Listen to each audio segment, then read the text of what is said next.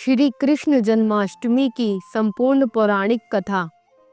त्रेता युग के अंत और द्वापर युग के मध्य जब अधर्म की जड़ें पृथ्वी पर गहराने लगी, राक्षसों ने चारों ओर हाहाकार मचा दिया। धर्म, करुणा और सत्य का ह्रास होने लगा। साधु संत रोने लगे, ब्राह्मणों का यज्ञ बाधित होने लगा और स्त्रियों की लज्जा छीनने वाले राक्षसों के राज्य फैलने लगे। ऐसे में स्वयं पृथ्वी देवी गौ का रूप धारण कर अपनी पीड़ा लिए स्वर्गलोक पहुंची। वहां जाकर उन्होंने देवताओं से विनती की, हे देवगण, मेरी कोख अब पापों का बोझ नहीं सह पा रही, कृपया करके मेरी रक्षा कीजिए। सब देवता पृथ्वी को लेकर ब्रह्मा जी के पास पहुँचे। ब्रह्मा जी ने चिंतन किया और समस्त देवताओं को क्षीर सागर चलने को कहा। वहां भगवान विष्णु योग निद्रा में थे। तब देवगणों ने स्तुति की। विष्णु जी प्रकट हुए। पृथ्वी का संकट जानकर भगवान मुस्कुराए और बोले, मैं स्वयं पृथ्वी पर अवतरित होऊंगा। मैं यदुकुल में वासुदेव और देवकी के घर जन्म लूंगा। देवगण भी यदुवंश में जन्म लें और मेरी लीला में सहभागी बने। यह अवतार केवल अधर्म के अंत के लिए नहीं, बल्कि भक्तों को साक्षात करुणा का रूप दिखाने के लिए होगा। मथुरा राज्य में अग्रसेन नामक राजा का शासन था। उसकी पुत्री देवकी अत्यंत रूपवती, गुणवती और धर्मनिष्ठा से युक्त थी। जब देवकी का विवाह यदुवंश के वीर और धर्मात्मा वासुदेव से हुआ, तो कंस स्वयं अपनी बहन को रथ में बैठाकर विदा करने निकला। आकाश में एक गंभीर वाणी गूंजी, हे कंस, जिस देवकी को तू प्रेम से विदा कर रहा है, उसी की 8वीं संतान तेरा संहार करेगी। कंस का चेहरा भय और क्रोध से विकृत हो उठा। उसने तलवार निकालकर देवकी को वहीं मार डालने का निश्चय किया। वासुदेव ने शांत स्वर में कहा, हे राजन, अपनी ही बहन की हत्या का पाप अपने सिर पर मत लो। हम तुम्हें अपनी हर संतान सौंप देंगे। कंस ने वसुदेव और देवकी को मथुरा के कारागार में डाल दिया। देवकी ने एक एक कर 7 पुत्रों को जन्म दिया, जिन्हें कंस ने निर्दयता से जन्म लेते ही मार डाला। परंतु 7वें गर्भ की समयविधि में एक चमत्कार हुआ। भगवान विष्णु के आदेश पर योग माया ने गर्भ को देवकी की कोख से हटाकर वासुदेव की दूसरी पत्नी रोहिणी के गर्भ में स्थापित कर दिया। वहीं शिशु बलराम कहलाया। यह देखकर कंस ने समझा कि गर्भपात हो गया है। अष्टम गर्भ में स्वयं भगवान श्री हरि ने प्रवेश किया। समय बीता और वह शुभ रात्रि आई। अष्टमी की रात्रि, रोहिणी नक्षत्र का समय, आधी रात का क्षण, जब सृष्टि का संचालन करने वाले स्वयं श्री कृष्ण जन्म लेने वाले थे। जेल की दीवारें शांत थीं, पहरी निद्रित थे, ताले स्वतः खुल गए। उस रात प्रकृति भी मौन थी। ना हवा चल रही थी, ना कोई पशु बोल रहा था। ऐसा लगा मानो समय रुक गया हो। देवकी की कोख से एक दिव्य प्रकाश फैला। एक दिव्य शिशु प्रकट हुआ, जिसकी 4 भुजाएं थीं, नेत्रों में ब्रह्मांड की छाया थी, वक्ष पर श्रीवत्स चिन्ह था और मुकुट पर कौस्तुभ मणि जगमगा रही थी। देवकी और वासुदेव स्तब्ध थे। यह तो स्वयं नारायण है। श्री कृष्ण ने माता पिता को अपने दिव्य रूप का दर्शन दिया और फिर बोले, अब मुझे शीघ्र गोकुल पहुंचा दीजिए। वहां नंद और यशोदा के घर एक कन्या जन्म ले चुकी है। आप मुझे उसके स्थान पर रख दीजिए और कन्या को लेकर लौट आइए।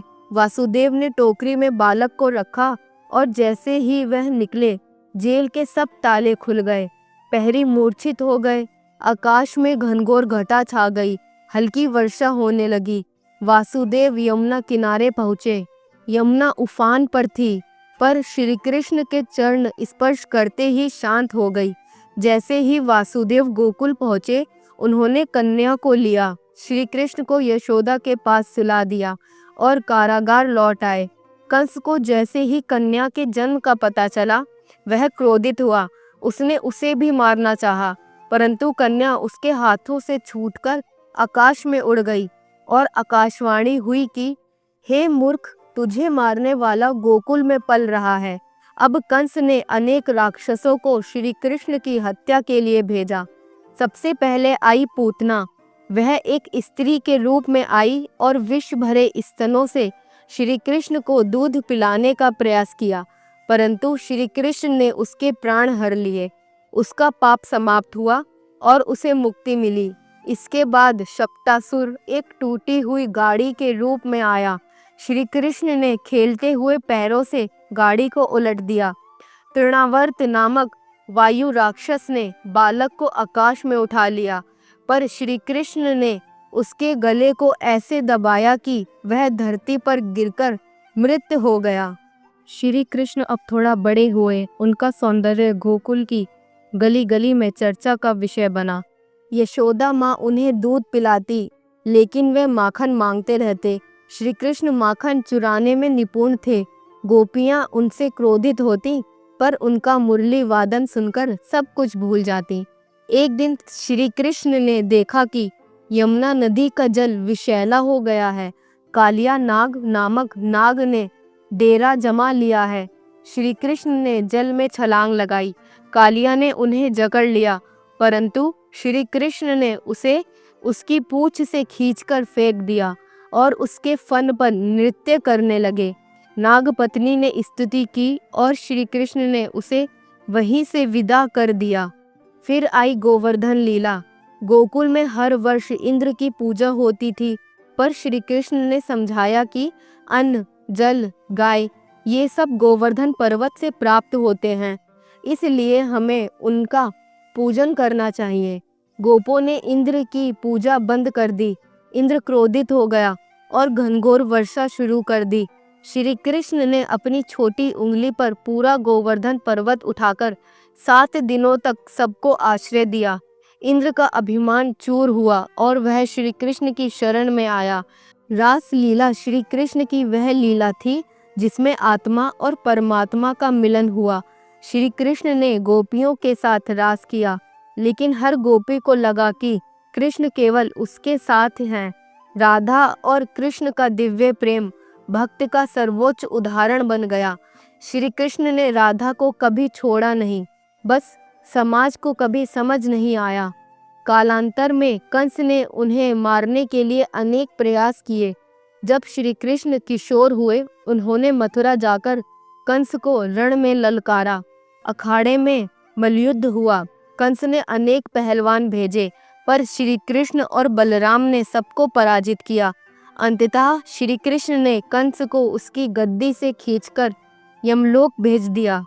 मथुरा मुक्त हुआ। देवकी और वासुदेव वर्षों बाद अपने पुत्र को गले लगा पाए। उग्रसेन फिर से राजा बनाए गए। श्री कृष्ण का बाल्यकाल समाप्त हो गया था, परंतु जन्म की लीला से लेकर कंस के वध तक की यात्रा में श्री कृष्ण ने यह सिद्ध कर दिया था कि वह केवल राजा नहीं, केवल पुत्र नहीं, वह स्वयं ब्रह्मा थे। उनका जीवन केवल राक्षसों के अंत के लिए नहीं हुआ, बल्कि इस सृष्टि को यह समझाने के लिए हुआ था कि धर्म, करुणा और प्रेम ही इस सृष्टि का अंतिम सत्य है।